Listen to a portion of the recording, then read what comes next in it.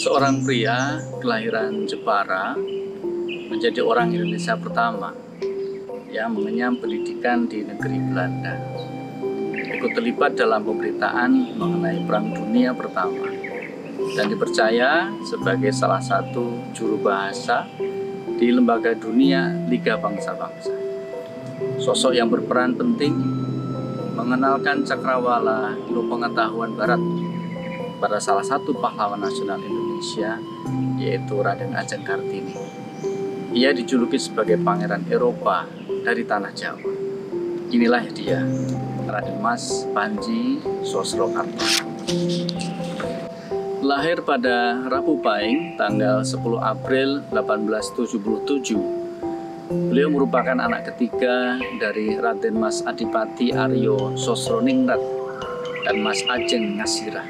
Ayahnya adalah Bupati Jepara periode 1880-1905. Adalah seorang putra dari Bupati Jepara saat itu, yaitu Bupati Sosroningrat, yang lebih maju pemikirannya saat mulai remaja, karena beliau banyak belajar dari Eyang Kakung dari ayahnya yang merupakan Bupati Demak, yaitu Tontonegoro keempat, yang sangat progresif, sehingga dia banyak belajar bahasa Belanda, kemudian juga agama dari Eyang Tontonegoro IV dan Kakung Putri, sehingga mungkin dia lebih banyak mempunyai wawasan yang luas. Raden Mas Panji Sosrokartono yang terlahir dengan nama kecil Kartono dikenal juga dengan berbagai nama lain yang lebih akrab di kalangan masyarakat umum. Ada dua panggilan yang filosofis sekali dari beliau, yang ini maknanya dalam. Yang pertama, Joko Pring. Ya, Joko Pring itu, Joko itu anak muda, Pring itu bambu. Jadi ini dengan filosofi bahwa manusia itu seperti bambu sebenarnya. Bambu itu kan jenisnya macam-macam. Ono pring petung, ono pring ori, ono bambu macam-macam. Semuanya bambu. Ada bambu kuning, bambu hijau dan macam-macam. Nah, Joko Pring itu menunjukkan bahwa kesetaraan antar manusia, tapi dia punya semangat anak muda. Joko Pring. Juga istilah mandor klungsu. Mandor klungsu itu, mandor itu kan bagian pengawas. Klungsu itu isinya biji asem.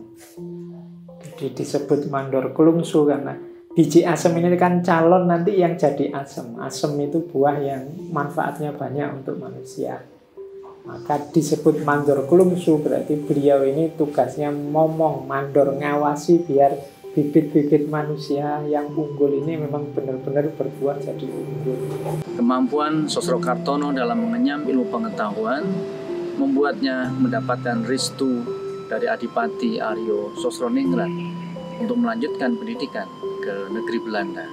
Setelah lulus dari Hogeschool Semarang tahun 1897, Sosrokartono melanjutkan pendidikannya di jurusan Teknik Sipil Polytechnische School di kota Delft.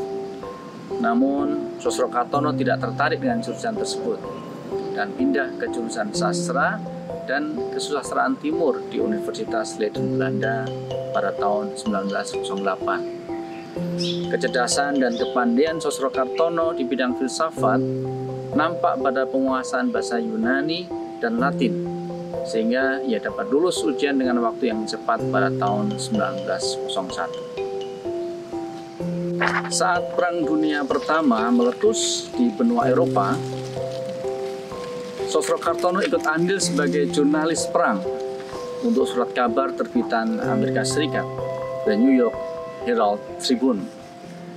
Salah satu liputannya yang paling fenomenal adalah perundingan antara Jerman dengan Prancis yang dilakukan di dalam gerbong kereta yang berada di hutan pedalaman Prancis. Saat kembali ke Indonesia, Raden Mas Panji Sosrokartono mulai mengabdikan diri kepada masyarakat Indonesia. Salah satunya dalam bentuk pengajaran tentang makna hidup. pengembangan karakter, dan penguatan spiritual dan batinnya sebagai upaya untuk memerdekakan manusia menuju kemanusiaan, bahkan dari belenggu penjajahan. Beliau melihat bahwa bangsanya itu sangat menderita. Menderita itu tidak hanya menderita, maksudnya sakit bukan, tetapi dalam hal kesejahteraan, dalam hal kepandaian, dalam hal sosial itu sangat menderita. Kalau menurut saya mungkin langsung beliau berkeyakinan untuk meninggalkan semua keduniawian itu dan ingin membantu sesama. Pada saat sekarang ini, ajaran Raden Mas Panji Sosrokartono diamalkan, dikenal, dan diabadikan dalam berbagai bentuk. Salah satunya oleh Sujiwo Tejo dalam sebuah lagu yang berjudul Sugih Tanpa Bondo. Sugih tanpa bondo, digdaya tanpa aji, terima mawi pasrah, sepi pamrih tepi ajre. Sugih tanpa bondo, digdaya tanpa aji, terima mawi pasrah, sepi pamrih tepi ajre. Langgeng tanpa. Kalau sugih tanpa bondo sendiri itu kalau diterjemahkan dalam bahasa Indonesia itu kaya tapi tanpa harta. Itu bisa dimaknai pertama sebenarnya kaya atau tidak kaya itu urusannya batin kita, urusannya rasa kita.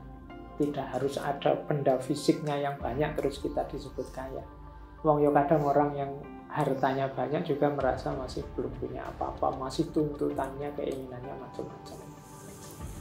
Yang kedua, ini berhubungan dengan falsafah tentang punya kawan yang banyak.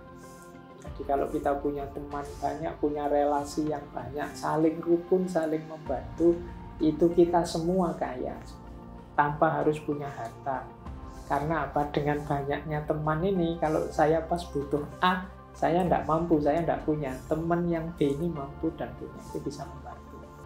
Tergantung orang menerjemahkan kata atau kalimat Mbah Sosrokartono itu yang penuh dengan makna. Dan dalam keadaan seperti apa orang membaca itu. Jadi bukan hanya secara singkat Mbah Sosrokartono membuat kata-kata yang indah, tapi penuh dengan makna, dan mungkin tidak semua orang bisa memaknai kata-kata Mbah Sosrokartono itu sendiri. Jadi kalau kita lihat beberapa buku, beberapa data yang berbicara tentang ajaran-ajarannya Mbah Sosrokartono itu, pencapaian spiritualnya, pencapaian sucinya itu sejauh mana gitu. Jadi kalau saya semua orang akan mungkin pendapat itu akan berbeda gitu. Kalau mungkin orang awam seperti saya, sugih tanpa bondo gitu, kaya itu bukan hanya berarti sebuah harta, tapi mungkin ilmu, pengalaman, pendidikan gitu, dan lain-lain. Itu pun saya nggak tahu apa yang dulu dipikirkan oleh Mbah Sosrokartono waktu menulis atau merangkai kata-kata yang indah gitu. Istilah sugih itu kan kaya. Itu tadi, kaya itu tidak hanya berupa materi saja, Mbak. Jadi gini, kadang kita banyak teman, itu juga dibilang sugih atau kaya.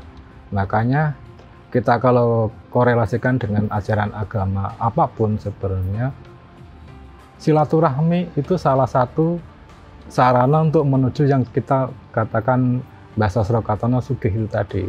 Jadi walaupun Mbah Sosrokartono udah kemana-mana ya, ke keliling, itu balik ke sini juga dia bisa mendefinisikan, itu menurut saya ya, definisi sugih itu seperti apa atau kaya itu sih. Termasuk tadi misalnya menang tanpa ngasorake juga.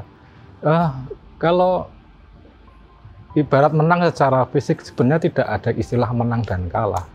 Jadi semua itu sama derajatnya gitu loh. Itu sih menurut saya sebagai saya menerjemahkan apa yang dibilang Mbah Sasro Kartono sebagai warga Jepara seperti itu gitu. Memperhatikan sesama. Ya. Mungkin dengan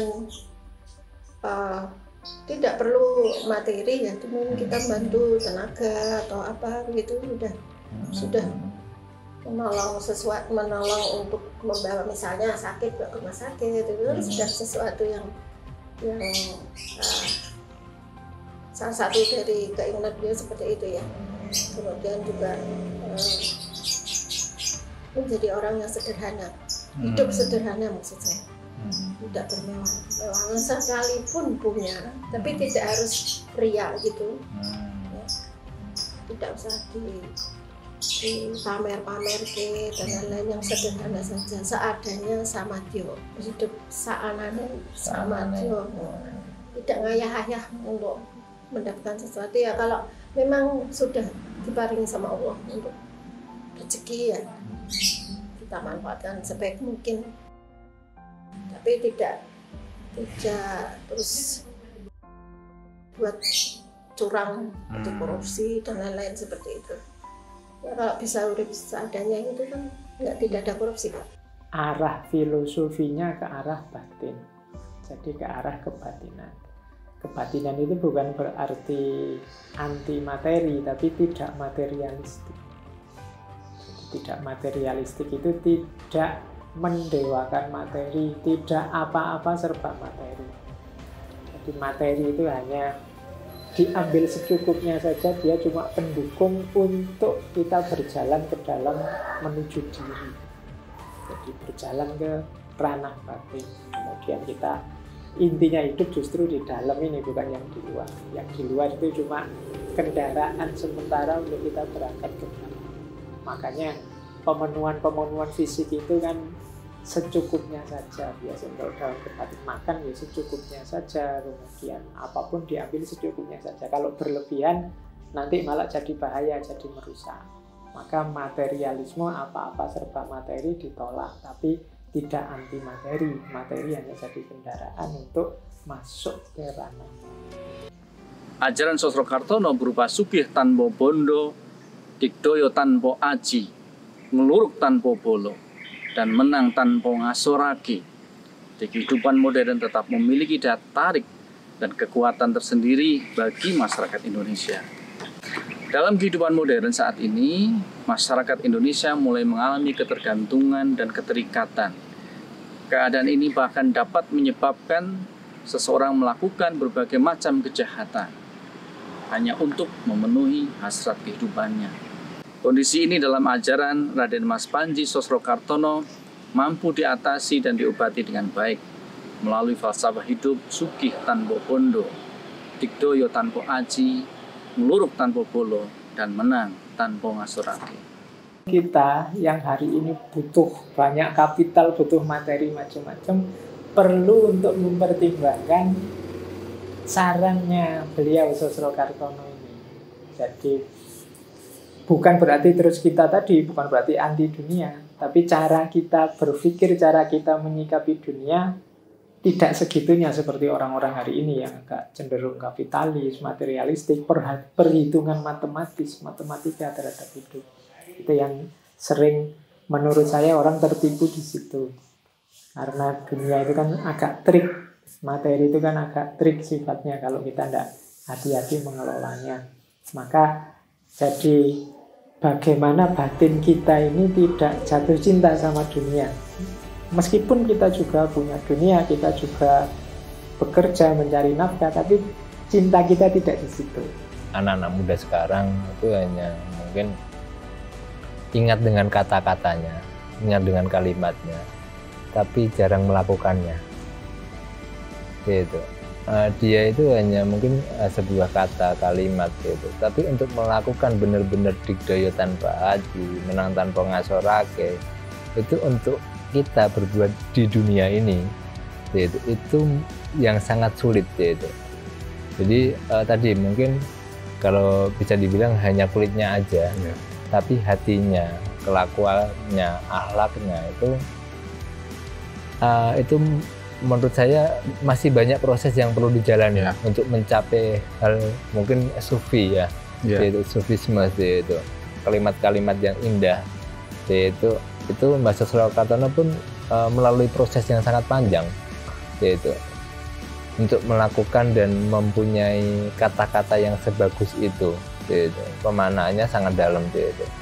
Jadi orang kalau hanya membaca, hanya lesan tanpa berbuat ya sama aja gitu menurut saya gitu. Harusnya kita juga membaca, dipahami dan diamalkan. Itu loh maksudnya seperti itu. Jangan cuma sekedar membaca, cuma jadi memori saja. Tapi kalau kita melakukan sesuatu, itulah makna yang harus kita pahami betul. Kalimat-kalimat, kata-kata Mbah Sosrokartono. Di sini bukan masalah agama dan kepercayaan, tapi ini sebuah ajaran saja. Kalau digabungkan dengan agama, saya rasa semua agama pun punya pemikiran yang sama, gitu. Itu menurut saya sebagai warga Jepara ya.